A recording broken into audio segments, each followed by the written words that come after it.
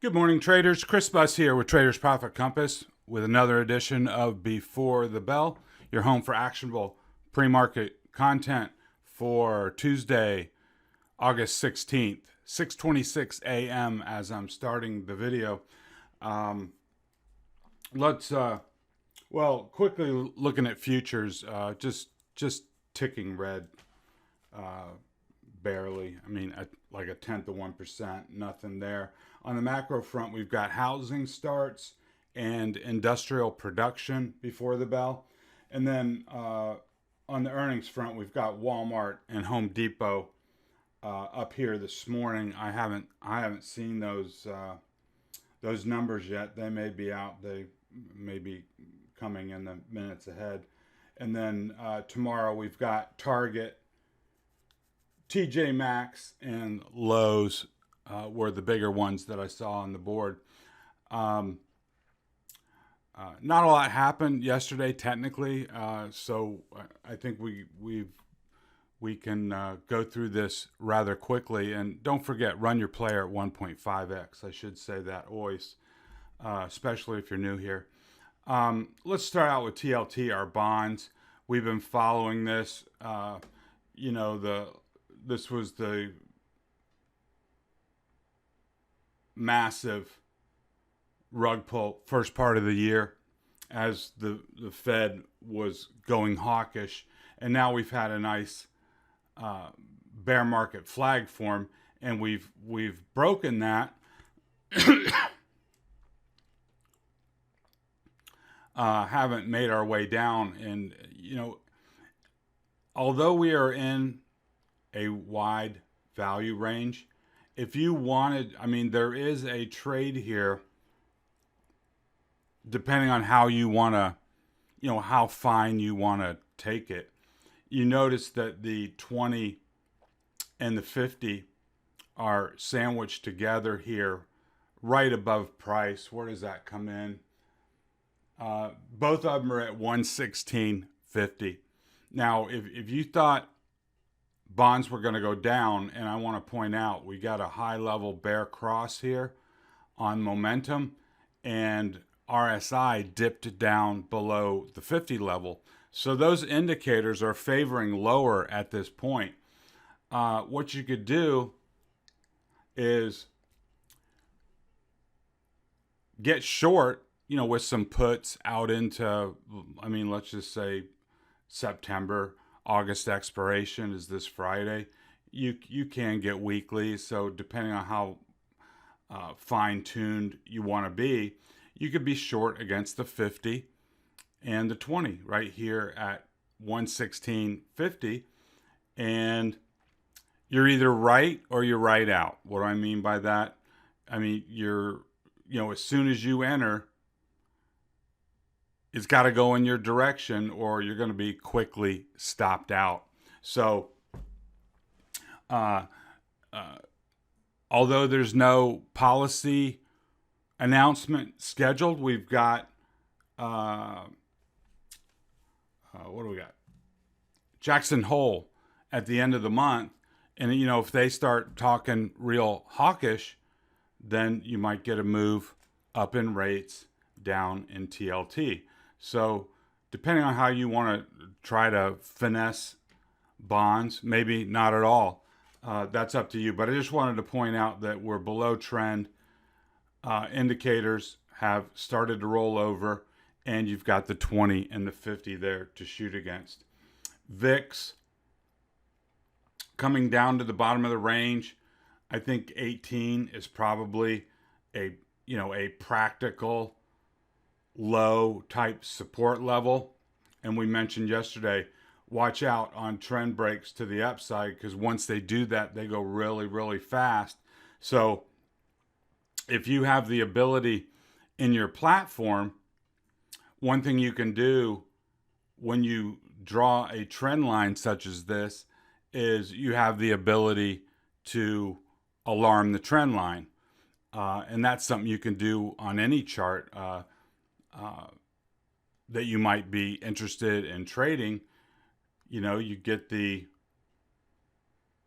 trigger, and then you can go long or you can set an alarm down below towards 18 and say, you know what, if it gets down there, I'm going to buy protection or simply go long volatility at support, etc.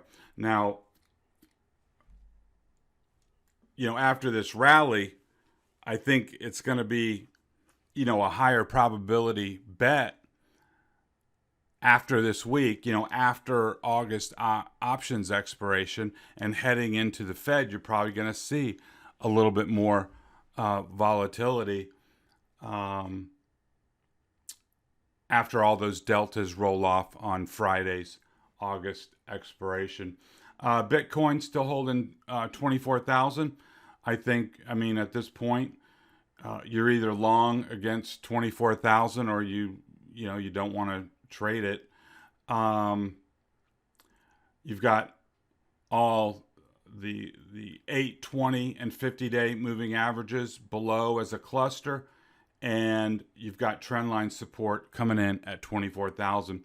So you've got good support there. If it breaks, you just got to get out. But I think it is a pretty objective trade to be long there. Oil had a bad day at the office yesterday. Came down, tested these lows and then recovered support here. You can notice that on these prior days candles, we've got quite a few that have the long wicks on the bottom. And remember, yesterday we said, that just shows buying pressure. So we're holding on to this ledge right here, and we'll just have to see if that holds or it breaks. But to really get it going, we got to get it back above trend, number one. Number two, take out the 200. NYMO actually came down a little bit. We're back at 60, so still stretched. Percent above 50, basically the same level, 83, which is stretched. NASDAQ oscillator came down a little bit, 57. So nothing much changed yesterday from what we said. It was pretty quiet out there. And since we got a little time, I want to share a little story with you. I was talking to a nice guy in the trading room. It actually started out as not about the markets. He just got back from a nice vacation in Colombia, South America. I shared with him, that used to be my old stomping grounds coming from the cut flower industry. Cut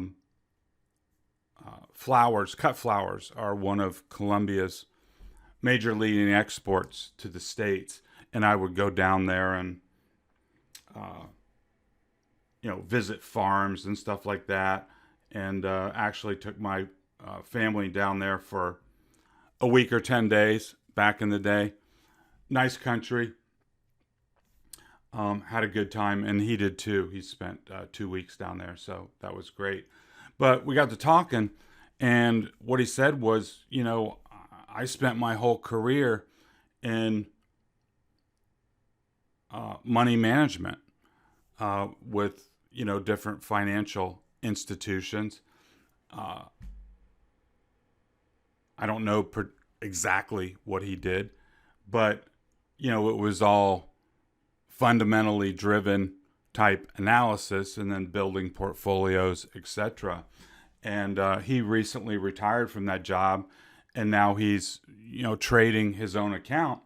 And he said, I had been really struggling until I found the channel and started following along, picking up on the technicals, and that has helped my trading quite a bit.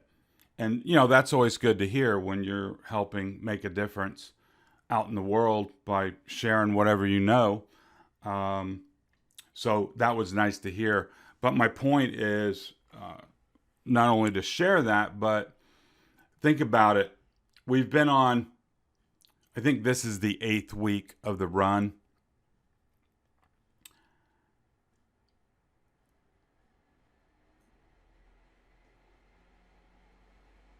money management, portfolio development, and trading are worlds apart. You know that, right?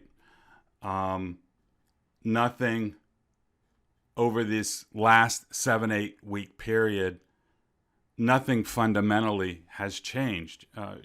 You need to recognize that, right? We still got inflation running at a fast clip. We still got the Fed tightening. We know they want to and have started to reduce the balance sheet. So from a macro fundamental view, nothing's changed, yet we've been on a dramatic 8-week run.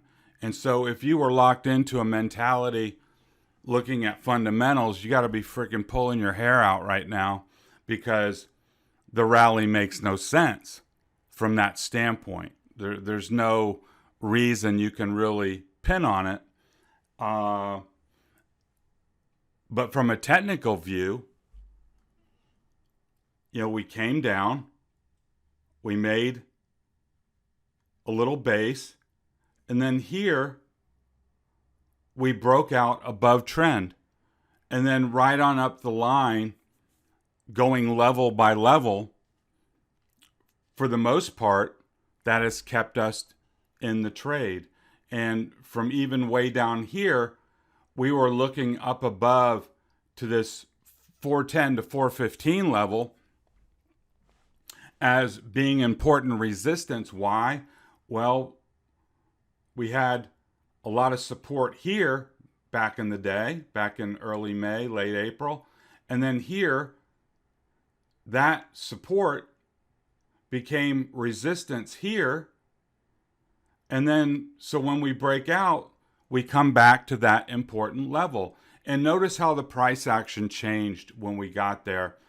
We broke above trend, rocketed up, and then let's see, 1, 2, 3, 4, 5, 6, 7, 8.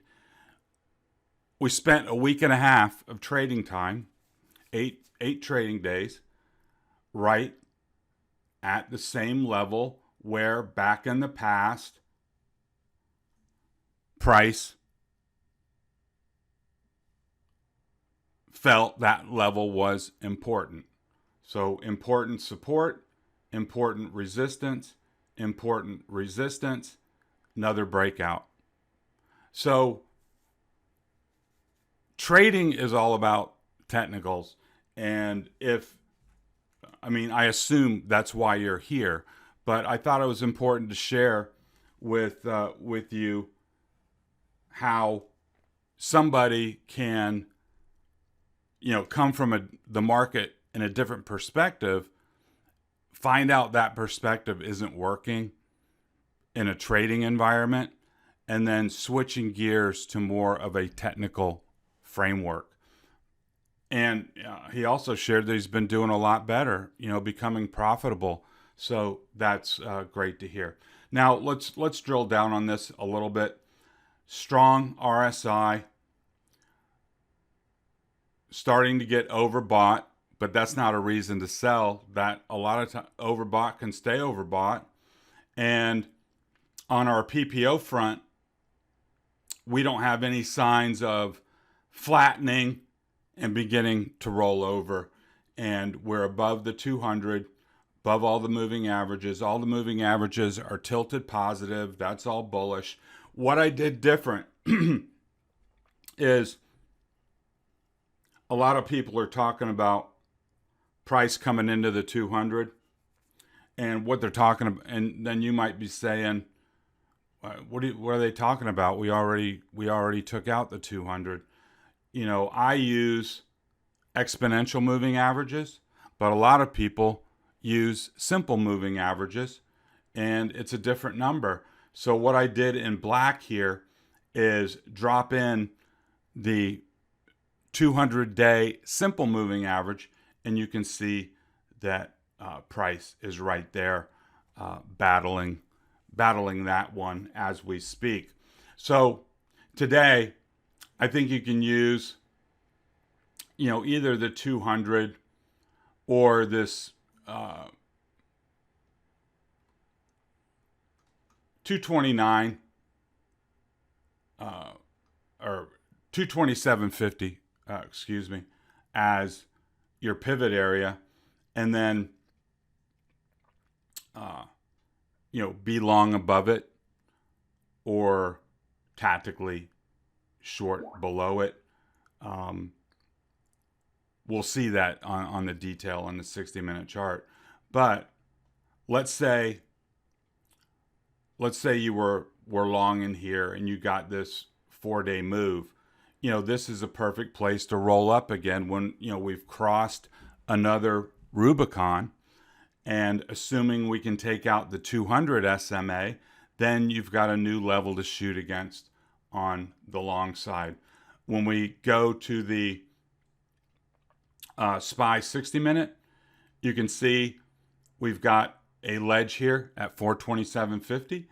If we were to roll over, we could come back into this 423 bottom of the channel. You should be at least trying along there at both lateral support and trendline support. So you've got a double level there to go long against, and then see if we can bounce and then go higher. The bearish scenario is you lose 423, then you're below the uptrend channel, and then your bias should be to the downside on tactical trading. You can see we got a little gap here to fill, and then we've got a big, not only a big gap, but also big support back in this 415, 410 area. Here too on the Qs, here in black, you've got the 200 simple moving average coming in here, 341, something like that. We've broken above the 200 EMA. We've broken above the downtrend line, and now we've broken above that 330 level that we said was important going back in here where it was resistance. Well, now that level is support. And just like we talked about just a minute ago, I think you can recalibrate your longs around 330. That should be pretty good support now. And then going on to the 60-minute chart, we've got this old gap here that was filled. You got the top of the gap, the bottom of the old gap down here at 325.25, and that's where this trend line comes into play as well. So you just handle it the same way. I've got 335 as an overhead target for longs, and then we've got the old gap here as potential support at the top and the bottom. And then we've got this big level from 317.50 to 322 acting as big support, but also a $5 gap in there as well. IWM, here the 200 SMA has already been taken out. So what you can do is, if you've been long, then you can use that as your new pivot point, holding that 200. You've got a little zone of support here from 198 to 199 right in there. And so if you get a breakout above yesterday's high at 201 spot 07, you can be long and looking for 206. If this rolls over, I would expect it coming back to this 194 range where the 200, the 8, and lateral support come into play. Here it is on the 60-minute chart. Really just the same levels, magnified, same kind of analysis that we talked about on SPY, from the sense that we're operating in the upper half of the channel. You become concerned. Put everything in perspective. We've been on a nice run, but from a tactical standpoint, if you lose the midpoint of the channel and lose this lateral support at 198.50, chances are you're going to come down to 196 at the bottom of the channel. So in that way, if you're active with your tactical trading, that's a place where you can pick up $2.50 or $3 to the downside. And then when you got down to the bottom of the gap, or not the bottom of the gap, the bottom of the channel, then you would be looking to cover your position, right? It went to where you thought it was going to go, but now you've got a double layer of support. So then you take your profits on your short and you try to get long at dual support with the assumption that the rally will continue and you'll get a bounce. But if it fails, then you reorient yourself in your tactical framework to lean short for a probable move back down to this gap where, these gap levels become important, and you can, get short for the gap or get short from up here and see if you get that gap fill. So nothing happening on Meta yesterday, not a lot to talk about. The only thing that I did was add a midpoint line through this old gap that could be used as a reference point if you wanted to do something with price here in the middle. And that's something you can put in your technical analysis playbook, is that whenever you've got a big gap, you can put a midpoint through the gap and then use that as a reference point in your trading. And what you'll often find, it's just like a channel. Once you get above the midpoint, you can see that right in this area here, that midpoint has been respected and has acted as support. So you can always add that line, and what you'll find is a lot of times that midpoint will become important inside the gap. Apple is struggling with this 172.50, 173.50 little resistance zone that comes from the daily chart.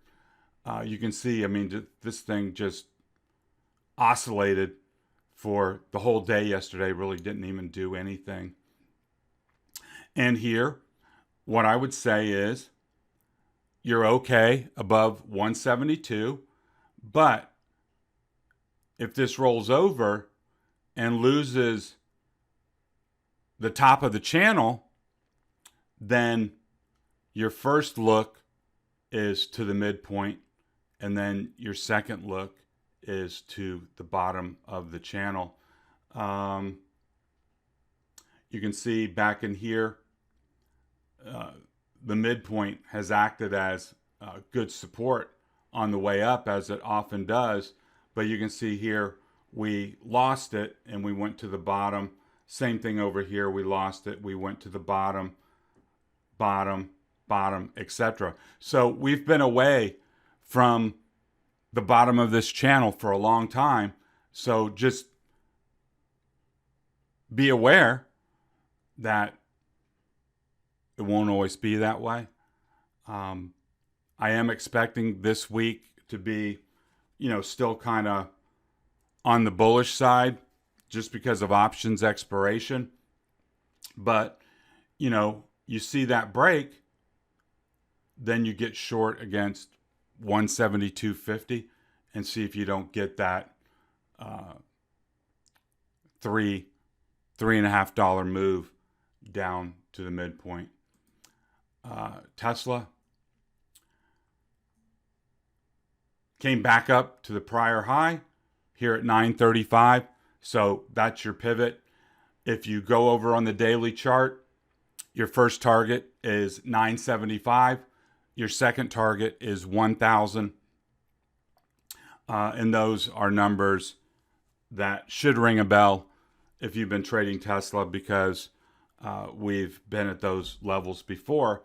And so here, as it stands now, we do have that double top look, right? So we had a top here and a top here. Slightly lower momentum from this high to this high. You can see there's a downward slope. We really don't have that on the RSI. So really what I want to see here is price take out 935 and open that door up to 975.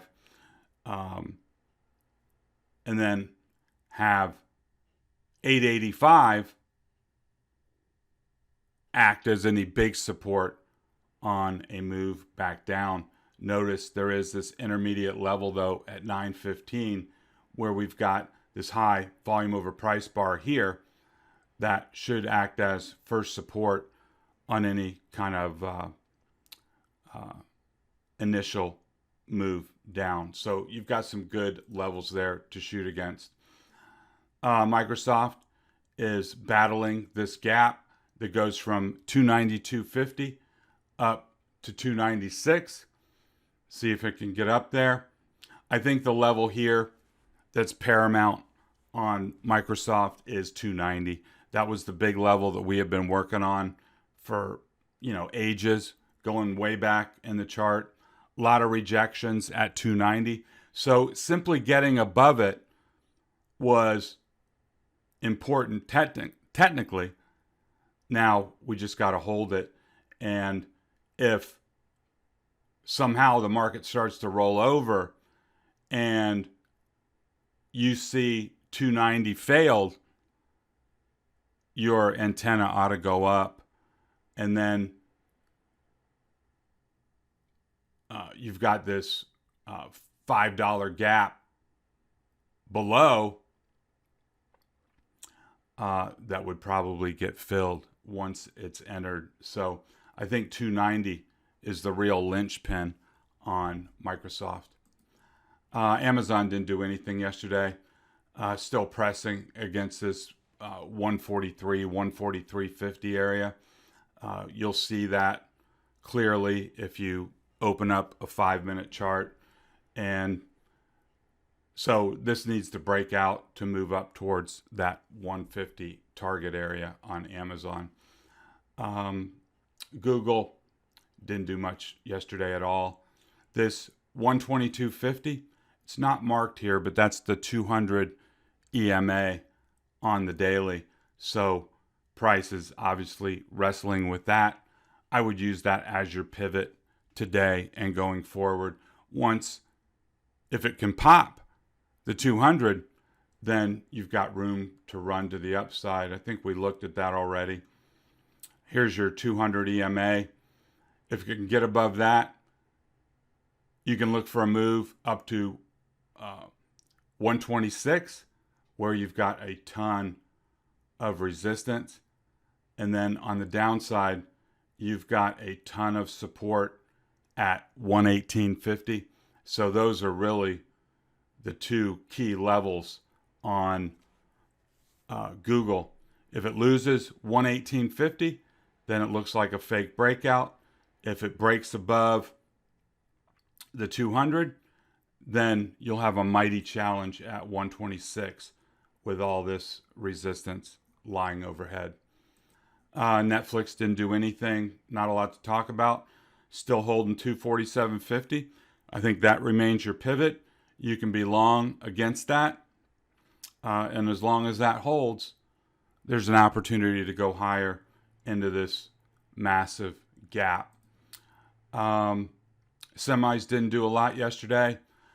Did manage to get above this prior high, which is nice, but has not been able to recapture this trend line.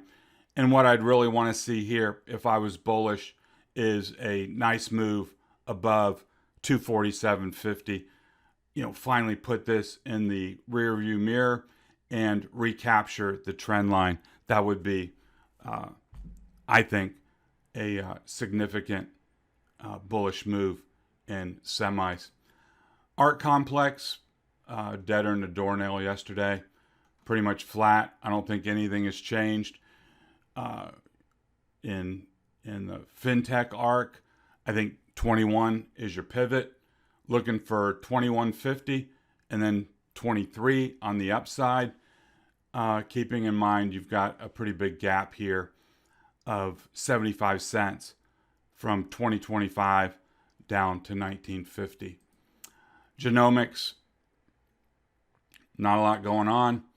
I think 42 is still your pivot, and you want to get up to this prior high and take it out at 43.25. Flagship fund, nothing. Still wrestling with 52. I think that's your pivot. Looking for the top of the channel here at 54 if it can break out above, and then use your midpoint as a reference line on the way down at 51 would be the level that I would place that. ARC W, no progress. Still wrestling with 64.25.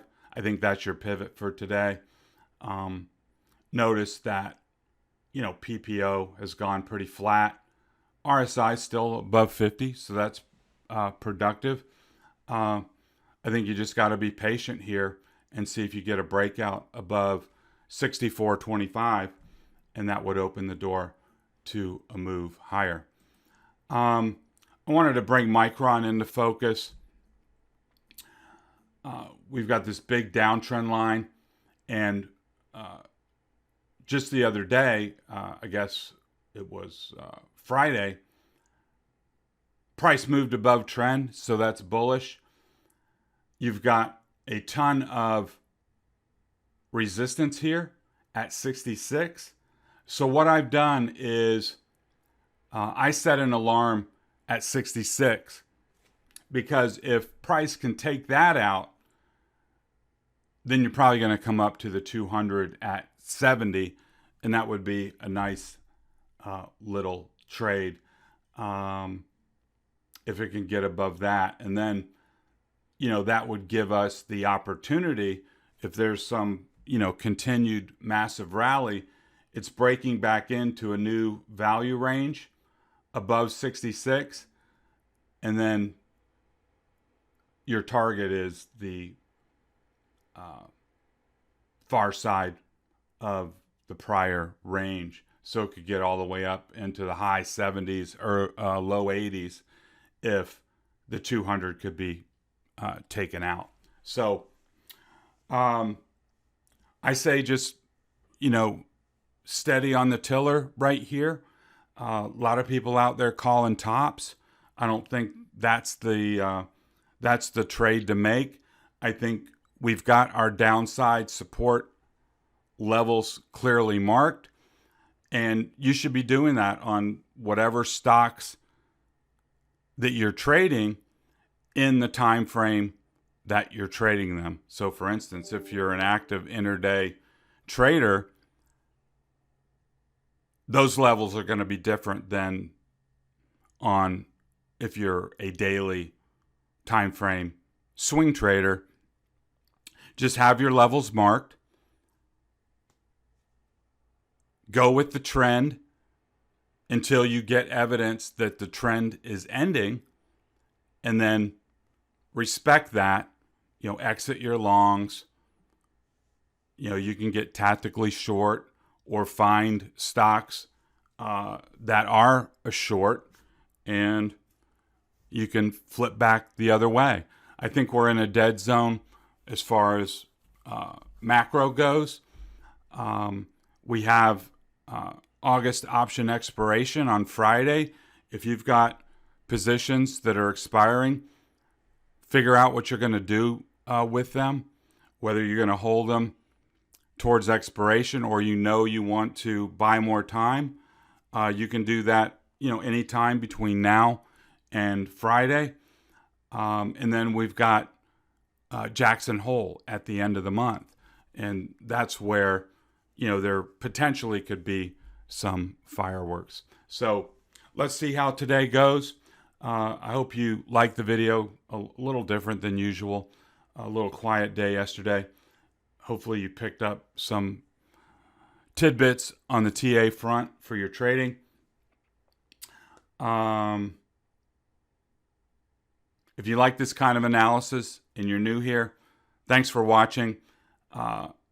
Hit the subscribe button, hit the alarm bell on the YouTube channel. You'll get that content. And then on the show notes, you'll find a link where you can drop in your email on the website. And then you'll be on the mailing list. You'll get any market commentary, any ideas, any trade ideas that I see that are noteworthy.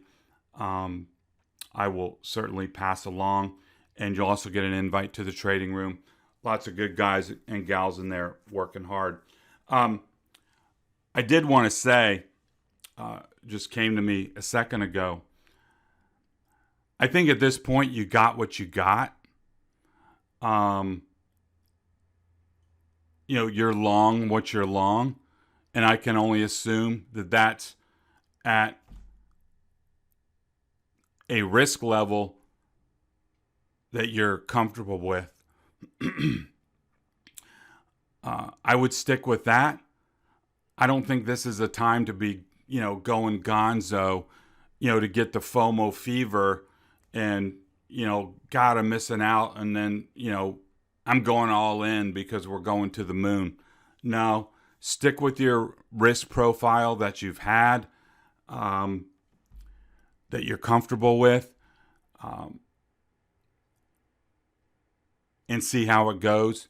I think you'll make plenty of money if the rally continues, but I sure would hate to have you go, gonzo long at this point, just in time for the bear market bounce to reverse and, clip you hard here near the top. So let's stay evidence-based, stay very objective in your trading, and I think it's going to work out fine. So this has been Chris Buss with Traders Profit Compass. Talk to you next time.